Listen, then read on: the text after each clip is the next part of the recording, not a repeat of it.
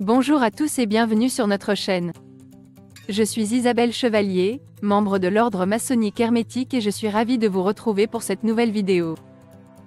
Aujourd'hui nous allons plonger dans l'univers de la Kabbale, une tradition ancienne qui continue d'enrichir notre quête de connaissances et de compréhension spirituelle, en particulier dans la franc-maçonnerie des hauts grades. La Kabbale n'est pas seulement une tradition mystique ou une simple collection d'enseignements ésotériques. C'est un véritable voyage, un chemin qui nous invite à explorer les mystères les plus profonds de l'univers, de la nature divine et de notre propre âme. Dans la Kabbale, chaque lettre, chaque mot de l'ancien texte, chaque concept est une porte ouverte vers une compréhension plus profonde de la réalité et de notre place dans celle-ci. Alors pourquoi la Kabbale est-elle si essentielle, notamment dans la franc-maçonnerie des hauts grades? Eh bien dans ces cercles, la quête de la connaissance ou de la lumière comme nous aimons souvent la nommer, est au cœur de notre démarche. La Kabbale offre un cadre, un langage symbolique, qui nous permet de structurer cette quête, de lui donner un sens et une direction. Elle enrichit notre compréhension des rituels, des symboles et des enseignements maçonniques, en les reliant à des vérités universelles et intemporelles. Prenons l'exemple de l'arbre de vie, un des symboles les plus emblématiques de la Kabbale. Chaque séphira ou sphère de cet arbre représente un aspect de la vie, de l'univers, ou de la divinité. En méditant sur ces séphirotes, les francs-maçons des hauts grades peuvent atteindre une compréhension plus profonde de la nature de la réalité et de leur propre cheminement spirituel. Mais ce soir, nous allons nous concentrer plus spécifiquement sur une séphira qui reste souvent enveloppée de mystère, Da'at, la séphira cachée. Pourquoi est-elle cachée? Quelle connaissance détient-elle? Et comment cela se rapporte-t-il à notre propre quête de sagesse et de lumière? Voilà les questions auxquelles nous allons tenter de répondre. Alors, préparez-vous à un voyage fascinant, où les symboles et les métaphores seront nos guides, et où chaque découverte sera un pas de plus vers la lumière de la connaissance. Mais tout d'abord avant d'aller plus loin, pensez à vous abonner à cette chaîne et à cliquer sur la cloche pour être informé de nos prochaines publications. Comme cela vous ne manquerez pas nos prochaines vidéos et de notre côté, cela nous aide à mieux nous faire connaître. Avant de plonger dans les profondeurs de la Kabbale et de ses mystères, il est essentiel de comprendre d'où elle vient, son histoire, et comment elle s'inscrit dans un contexte plus large de traditions mystiques à travers le monde. La Kabbale est bien plus qu'une simple branche de la pensée juive. C'est un courant spirituel et philosophique qui a évolué au fil des siècles, s'enrichissant de diverses influences et contribuant à son tour à d'autres traditions ésotériques. Elle trouve ses racines dans la mystique juive antique, avec des textes fondamentaux comme le Zohar et le Sefer Yetzira. Ces écrits rédigés entre le IIe et le XIIIe siècle de notre ère, sont les pierres angulaires de la pensée kabbalistique. Ils explorent les mystères de la création, la nature de Dieu, et le rôle de l'homme dans l'univers. Mais la beauté de la Kabbale, c'est sa capacité à transcender les frontières religieuses et culturelles. Au fil du temps, elle a absorbé des éléments de la philosophie grecque, de l'hermétisme, et même de la chrétienté. Ce mélange d'influences a permis à la Kabbale de parler à un public bien plus large, au-delà des cercles juifs traditionnels. Dans la Renaissance européenne par exemple, des figures telles que Pico della Mirandola et Johannes Reuchlin ont exploré la Kabbale, la voyant comme une clé pour comprendre les mystères de l'univers et de la foi chrétienne. Ce dialogue entre la Kabbale et d'autres traditions spirituelles a continué à évoluer, influençant des penseurs, des artistes et des mystiques dans de nombreux contextes différents. Et c'est là que la franc-maçonnerie entre en jeu. Dans les loges maçonniques, surtout celles des hauts grades, la Kabbale est devenue une source d'inspiration majeure. Elle offre un cadre pour comprendre les symboles et les rituels maçonniques, les enrichissant d'une dimension spirituelle et philosophique profonde. Ainsi, lorsque nous parlons de la Kabbale dans cette vidéo, nous ne parlons pas seulement d'une tradition juive, mais d'un courant de pensée qui a traversé l'histoire, connectant des idées, des cultures et des spiritualités diverses. C'est ce riche héritage que nous explorons ensemble, en cherchant à comprendre non seulement la Kabbale elle-même, mais aussi son rôle dans notre propre quête de sagesse et de lumière. Permettez-moi maintenant de vous parler de Da'at, un aspect absolument fascinant de l'arbre de vie dans la tradition kabbalistique. Da'at, souvent traduit par connaissance, est un concept qui résonne profondément avec notre quête incessante de compréhension et de sagesse. Dans l'arbre de vie kabbalistique, nous avons 10 séphirotes ou sphères, qui représentent différents attributs ou émanations de Dieu. Ces séphirotes sont disposées en 3 colonnes et connectées par des chemins, formant un schéma qui guide notre compréhension spirituelle et mystique de l'univers. Mais Da'at ne figure pas toujours sur cet arbre. Pourquoi? Parce que Da'at n'est pas une séphira ordinaire. Elle est unique. Imaginez Da'at comme un pont ou un portail. Elle se situe là où se croisent la sagesse Chokma et la compréhension Bina. Da'at n'est pas une entité statique, elle est dynamique, un point de convergence où la sagesse divine se transforme en compréhension humaine. C'est le lieu où le divin et le mortel se rencontrent, où l'infini devient accessible à l'esprit fini. Mais pourquoi Da'at est-elle souvent considérée comme cachée ou invisible? Eh bien, dans la Kabbale, la connaissance n'est pas simplement une accumulation d'informations. C'est une expérience vécue, une révélation qui ne peut se produire que lorsque l'individu est prêt. Da'at est cachée parce que cette forme de connaissance profonde n'est pas immédiatement accessible à tous. Elle nécessite une préparation, une maturité spirituelle et intellectuelle. C'est une étape sur le chemin mystique qui ne peut être franchie qu'avec discernement et respect. Donc Da'at incarne cette idée puissante que la connaissance la plus profonde, la plus vraie, ne peut être révélée que lorsque nous sommes prêts à la recevoir. C'est une leçon essentielle dans notre voyage spirituel, nous rappelant que la compréhension vient non seulement avec l'étude, mais aussi avec l'expérience et la croissance personnelle. Quand nous observons l'arbre de vie dans la Kabbale, nous sommes immédiatement frappés par la disposition symétrique des séphirotes, ces sphères lumineuses qui symbolisent les aspects divers de la divinité et de la création. Cependant, il y a une particularité intrigante, la présence ou plutôt l'absence, de Da'at. Da'at est souvent décrite comme la séphira invisible ou cachée, et comprendre pourquoi nous mène au cœur de certains des mystères les plus profonds de la Kabbale. Da'at se situe au centre de l'arbre de vie, là où les chemins de la sagesse Chokma et de la compréhension Bina se croisent.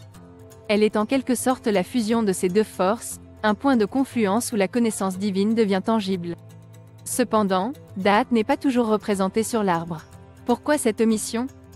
La raison de cette absence apparente est profondément symbolique. Da'at représente une forme de connaissance qui va au-delà de la simple accumulation d'informations ou de la compréhension intellectuelle. C'est une connaissance qui ne peut être acquise que par une expérience directe et profonde. En ce sens, Da'at est cachée car elle n'est pas accessible à travers les moyens ordinaires d'apprentissage ou de réflexion. Elle requiert un niveau de maturité spirituelle et une préparation intérieure que tout le monde n'atteint pas. Ainsi, l'absence de Da'at sur l'arbre de vie n'est pas une omission, mais plutôt une invitation. C'est un appel à chercher plus profondément, à explorer au-delà des apparences, et à s'ouvrir à des niveaux de compréhension qui transcendent le rationnel ou le visible. Il existe en effet plusieurs stratégies pour cacher la connaissance, chacune ayant ses propres implications et motivations. Examinons les deux méthodes le plus souvent utilisées. Tout d'abord, recouvrir la connaissance avec une couche de mensonge. Cette méthode est souvent utilisée pour protéger des connaissances jugées trop puissantes, dangereuses ou sacrées pour être partagées librement. En enveloppant la vérité dans des mensonges ou des récits trompeurs, les détenteurs de la connaissance peuvent dissuader les non-initiés de creuser plus profondément. C'est une forme de test, seuls ceux qui sont vraiment déterminés et dignes de confiance persévéreront pour découvrir la vérité cachée derrière les fausses apparences. Cela peut également servir de protection contre la profanation ou la mauvaise utilisation de la connaissance.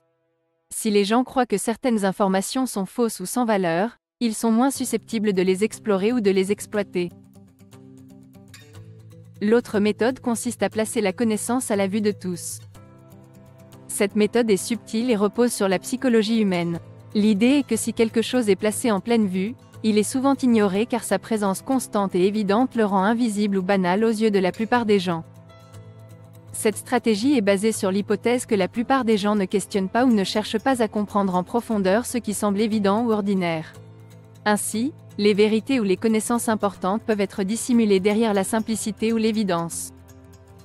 C'est aussi une manière de tester la perspicacité et l'engagement d'une personne dans sa quête de connaissances.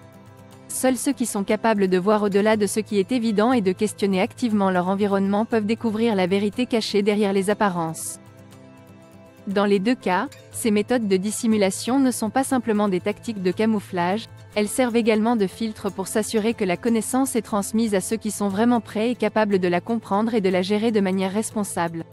C'est un thème commun dans de nombreuses traditions ésotériques, où la connaissance n'est pas simplement un droit, mais un privilège qui doit être mérité à travers l'introspection, la persévérance et la croissance personnelle. J'en viens maintenant à la déesse égyptienne Isis. Isis dans les traditions ésotériques, est bien plus qu'une simple déesse de la mythologie égyptienne. Elle est devenue un symbole puissant de la connaissance et du mystère dans de nombreuses cultures, y compris dans les traditions gréco-romaines. Isis est souvent représentée comme une déesse de la magie, de la guérison et surtout de la sagesse. Dans les textes et les représentations antiques, Isis est fréquemment décrite comme une figure voilée, un symbole profond qui a captivé l'imagination des mystiques et des chercheurs de vérité à travers les âges. Cette image de la déesse voilée est devenue une métaphore puissante dans l'ésotérisme, représentant les vérités cachées et les connaissances secrètes, celles qui ne sont pas immédiatement accessibles à l'esprit non initié. Le voile d'Isis est une métaphore riche pour la connaissance cachée. Tout comme Da'at dans la Kabbale, le voile d'Isis symbolise les mystères qui ne sont révélés qu'aux dignes, aux initiés capables de comprendre et de gérer cette connaissance. Cette idée de connaissance cachée est cruciale dans de nombreuses traditions ésotériques. Il y a des vérités profondes qui ne peuvent être dévoilées que progressivement, à mesure que l'individu mûrit spirituellement et intellectuellement. Dans cette perspective, le voile d'Isis n'est pas un obstacle, mais plutôt un appel à l'exploration et à la découverte. C'est un rappel que la véritable sagesse n'est pas facilement ou librement donnée, mais doit être recherchée avec dévotion et respect. Ce concept de dévoilement est central dans les processus initiatiques, tant dans la tradition d'Isis que dans la compréhension de Da'at. L'initiation n'est pas simplement l'apprentissage de connaissances ou de pratiques secrètes, c'est une transformation profonde de l'individu. Le cheminement initiatique, symbolisé par le dévoilement d'Isis ou l'accès à Da'at, représente un parcours de croissance personnelle, où les enseignements doivent être intériorisés et vécus. Dans les écoles mystiques et ésotériques, l'initiation est souvent vue comme une série de révélations ou de prises de conscience qui permettent à l'individu de percevoir des réalités plus profondes. Ce parallèle entre Isis et Da'at nous invite à reconnaître et à respecter les voies de la connaissance cachée. Ces traditions nous rappellent que les vérités les plus profondes et les plus significatives de la vie ne sont pas celles qui sont facilement révélées ou comprises, mais celles qui sont découvertes à travers un engagement sincère et une quête personnelle.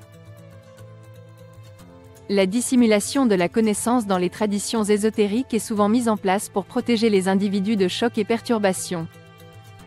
Certaines connaissances sont considérées comme trop avancées, profondes ou dérangeantes pour être assimilées facilement par des individus non préparés.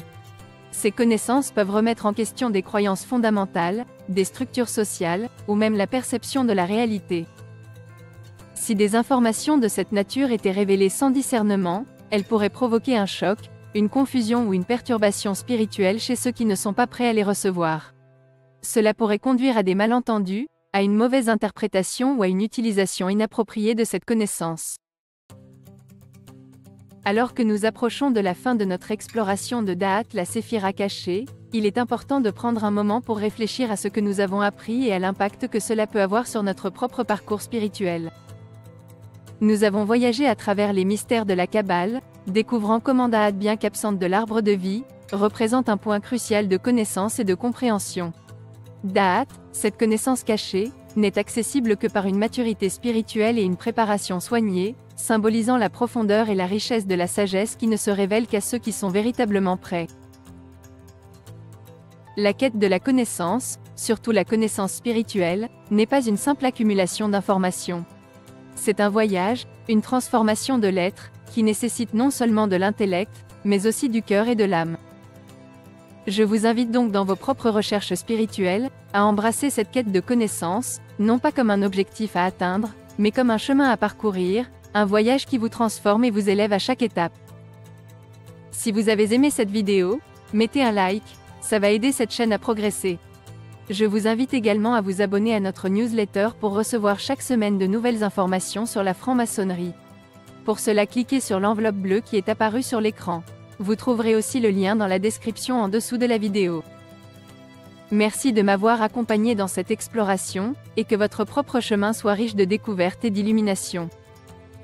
C'était Isabelle Chevalier depuis le siège central de l'ordre maçonnique hermétique.